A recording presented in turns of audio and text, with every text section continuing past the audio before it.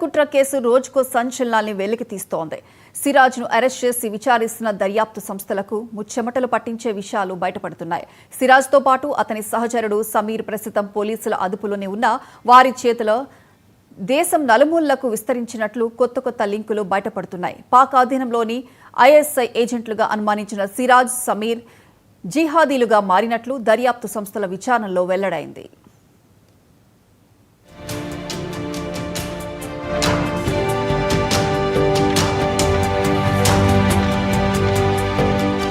ఐదు రోజులుగా పోలీసుల కస్టడీలో సిరాజ్, సమీర్లను విచారిస్తున్న దర్యాప్తు సంస్థలు వీరిని అదుపులోకి తీసుకోవడం మరొక్క రోజు ఆలస్యం జరిగినా దారుణాలు జరిగి ఉండేవని ఊపిరి పీల్చుకుంటున్నారు. ప్రశాంతతకు మారుపేరుగా ఉన్న విజయనగరంతో పాటు హైదరాబాద్, బెంగళూరు, చెన్నైలలోనూ పెద్ద ఎత్తున ఏకకాలంలో బాంబు పేళ్లలకు కుట్రలు పన్నినట్లు ఆధారాలు బయటపడ్డాయి. మతం పేరుతో విధ్వంసం, ముస్లిం మహిళలను పెళ్లి చేసుకున్న హిందువులను గుర్తించి లేపేయడంతో పాటు ఎవరూ ఊహించని రీతిలో మారణ హోమాన్ని సృష్టించే పనిలో నిమగ్నమైనట్లు తేలింది. దీనికోసం ఊరూరా తమకు అనుకూలంగా పనిచేసే ఏజెంట్లను, ఇన్ఫార్మర్లను తయారు చేసుకోవడంలో యూట్యూబర్ జ్యోతి మల్హోత్రా లాంటి వారి సేవలు ఉపయోగించుకున్నట్లు కీలక ఆధారాలు బయటపడ్డాయట.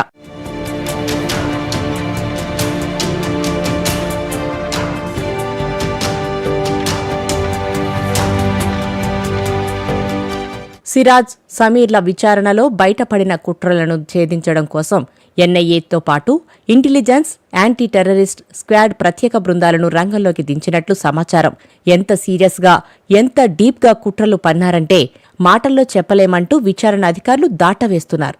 జైల్లో ఉన్న సిరాజ్ను కలిసేందుకు వెళ్లగా తొలత తన తల్లితో ములాఖత్కు ఒప్పుకోలేదు. గుండెపోటుతో కుప్పకూలిపోతుందేమోనని సిరాజ్ భయపడ్డాడట. పోలీసులకు సరెండర్ అయిపోయి అప్రూవర్గా మారి కేసుల్లో నుంచి బయటకు రావాలని తల్లి ఏదేదో చెప్పబోతుంటే సిరాజ్ సున్నితంగా వారించాడట. నువ్వు కేసుల్లో నుంచి బయటపడేందుకు సర్వస్వం దారపోస్తారని తల్లి ప్రాధేయపడినా సిరాజ్ కరిగిపోలేదట. నన్ను మరిచిపో అమ్మా అని బిగ్గరగా పదే అరిచినట్లు సమాచారం.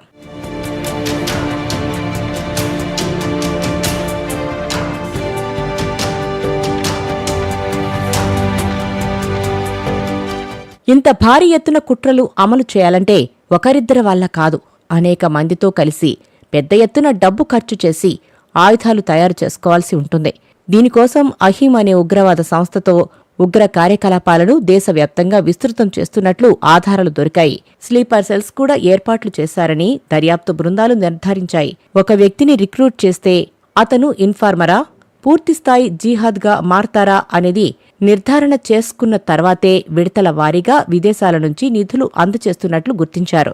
ఒకేసారి పెద్ద ఎత్తున నిధులిస్తే జల్సాలకు అలవాటుపడి దారి తప్పుతారనే అనుమానంతో తమకు ఇన్ఫార్మర్గా మారిన వ్యక్తి మొబైల్ను ట్రాక్ చేస్తూ కదలికలపై నిఘా పెట్టి పరిశీలించి చేసిన పనిని బట్టి వేతనంలా డబ్బులు అందజేస్తున్నట్లు వార్తలు వస్తున్నాయి.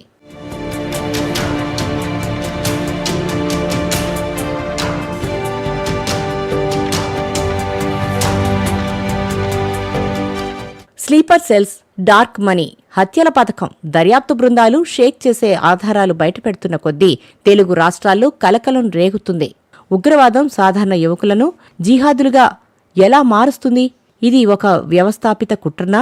అసలేం చేయాలనుకుంటున్నారు?